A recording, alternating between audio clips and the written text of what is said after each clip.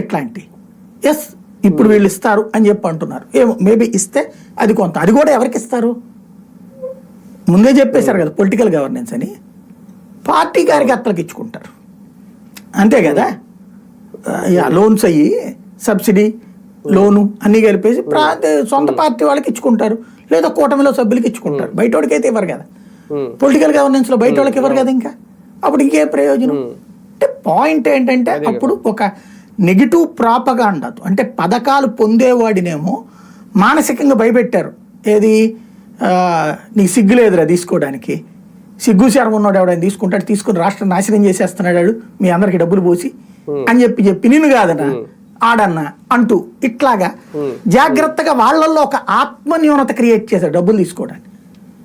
మీకు ఒక విచిత్రమైన లెక్క ఉంటుంది. ఇప్పుడు మనం ఏదో ఇప్పుడు నేనే ఉన్నాను అనుకోండి, ఈ నెల డబ్బులు కొంచెం టైట్ ఉంది, పర్సనల్ లోన్ పెట్టుకుని తీసుకున్నా 2 నెలల క్రితం ఏమో, డబ్బులు కడుతున్నా నేను దానికి. కానీ చూసేవాడికి ఎట్లుంటుంది, మా బంధువులకో స్నేహితులకో ఓసారి డబ్బులు కావాలంటారు, ఇచ్చామనుకోండి ఆ క్షణంలో సంతృప్తి ఉంటుంది, తర్వాత నుంచి గిల్టీ ఫీలింగ్ వస్తుంది మనతో మాట్లాడేటప్పుడు. అప్పటి నుంచి ఏం చేస్తారు, మన గురించి వీళ్ళే నెగిటివ్గా మాట్లాడతారు.